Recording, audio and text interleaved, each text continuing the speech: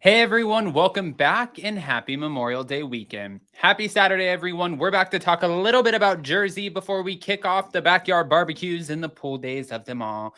Unless it's raining there and then like maybe game day with your family. I'm not sure. Anyways, I'm not here to talk about your family plans. I'm here to talk about the Real Housewives of New Jersey and Andy Cohen entering the chat. So before we jump into all of that, make sure you do all the YouTube things, smash that like button, show some love, and let's jump right in.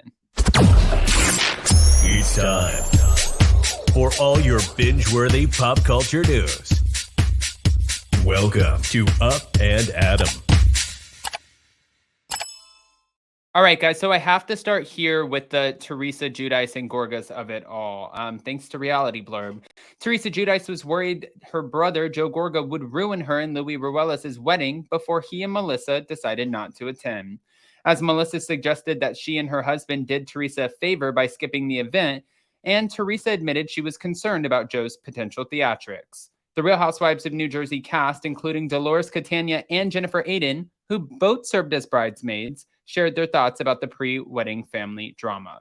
Looking back at the phone call with Melissa before Teresa's big day on the May 16th episode of the Real Housewives of New Jersey after show, Dolores admitted that she knew it was a problem that Melissa and Teresa had a blowout at the Prohibition party. I knew that this was 2 days before Teresa's wedding. I didn't think there was enough time to come back from it before the wedding, and I don't want to be the one that's told. That said, Dolores also felt that just as Melissa didn't want to attend Teresa's wedding, Teresa didn't want her there. I think it was mutual at this point, and Teresa agreed, accusing the Gorgas of playing games for months. It's been nothing but games. If they were upset about something, they should have checked out a long time ago. Meanwhile, Jennifer suspected that Melissa and Joe were thrilled that the cheating rumor about Melissa was brought up because it gave them an out. I was worried that if this did come out, Joe and Melissa would use this as a publicly valid reason to not go to the wedding. But they know where their hearts, that their hearts weren't in it. They had no valid excuse to not want to go. So it was like, here's our answer. Now, if anybody comes at us, we can say, well, she said that I cheated, so why would I go to her wedding? But according to Melissa, attending Teresa and Louis' event just didn't feel right after everything that went down throughout the production of season 13. It felt like it would be, more of a circus if we went than if we didn't go. And I think we did them a favor by not going, almost because it was about her and it was not about that. And everyone doesn't have to talk about the chaos that went down with us. We just thought it would be crazy that Louis was literally charging me the night before to attack me. And the fact that she's been trying to hurt my marriage and the two of them together sat my husband down. And then what? I'm going to sit in the pews and say happy marriage, good luck, and God bless? No. Although Teresa said she was not surprised that Melissa and Joe ultimately skipped her wedding, there was no love lost. It was very toxic. It really was. And I was terrified because look, with my brother, he's all about the theatrics. I was scared my brother was going to cause a scene at my wedding. This is my wedding day. Maybe it was better that they didn't come because I didn't want anyone ruining my wedding. And I didn't put it past him because he ruined his own son's christening.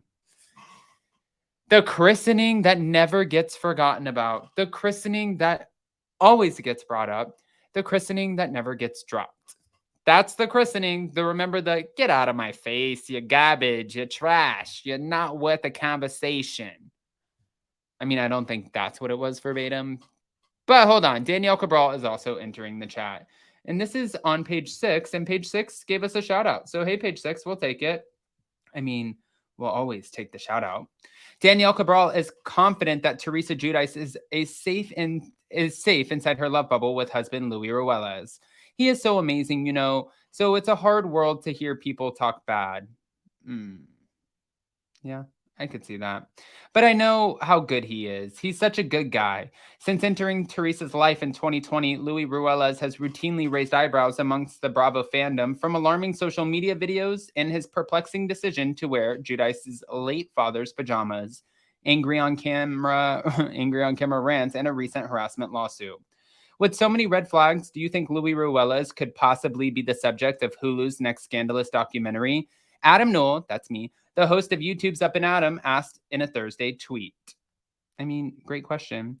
Meanwhile, others have credited Louis Ruelas for Giudice's estrangement from her brother, Joe Gorga, and his wife, Melissa Gorga. All I see when I see #Louis is red flags. He is isolating her from her entire family. One individual tweeted, but apparently Danielle insists that the optics are deceiving. They really don't know what they're talking about and they're reaching. And it's sad because I know how much they love each other. Danielle witnessed the couple exchange vows in an elaborate Garden State wedding on August 6th of 2022, captured for Teresa Gets Married by the Bravo cameras. I mean, everybody was there.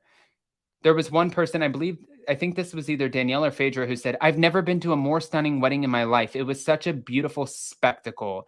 From Teresa's hair to the dancers showing off their bodies and letting their cioccolini, definitely Danielle, hang out. I've never seen anything like it. They really went all out for this, which represents their relationship in a way. They're all in, baby. Yeah, all in. I mean, listen, so Danielle's pretty much saying everybody is pointing out all of these red flags when it comes to Louis, but stop pointing them out. She doesn't get what you're pointing them out for because really she says optics are deceiving and she's seeing a totally different version of this Louis than what we're seeing. So why are we constantly pointing out all of the flaws? Well, because they're on a reality show. That's probably why. But who am I? Now let's take it over to Andy Cohen because he has also entered the chat. Andy Cohen is addressing the future of the Real Housewives of New Jersey amid the rumor show is on pause. He's addressing a lot. Andy Cohen recently sat down and revealed which Vanderpump Rules season 10 moment shocked him the most, his thoughts on Kim Zolciak's spending habits, and the future of the Real Housewives of New Jersey. I think the raw conversation between Tom Sandoval and Ariana Madix and then Tom and Raquel and her thinking he said, I love you, and he didn't say it. He said that was very awkward. Now, among the headlines dominating the Bravo sphere, news of the Real Housewives of Atlanta's alum Kim Zolciak's divorce from her estranged husband, Kroy Biermann, and their subsequent tax problems has remained a fixture in the press. Andy said that he's been in contact with the star, but that her financial woes are not at all that surprising. I have texted with her and I feel bad. I never saw this coming. I will say that there are many old clips of mine from reunion shows past where I'm asking Kim about her finances and I'm saying I'm worried for you.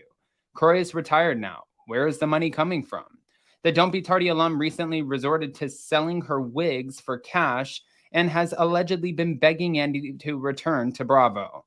He also touched on where the cast of Real Housewives of New Jersey currently stands and the tumultuous latest season, explaining that he and the network are presently still figuring out what direction to take the show. Well, we'll see. We haven't even sent out contracts yet. We're waiting for the season to end. It hasn't ended yet. We like to do a little deep dive on the season, see where we land, see where the viewers are, and then we can determine where it's at. I'm still wondering if that means a Gorga's got to go or a Giudice has got to go. But guys, I don't want to just give you this information and not ask your opinion. So go ahead and comment below. Let us know what you think. And more importantly, before you go, don't forget to smash that like button, show some love, and we'll see you next time.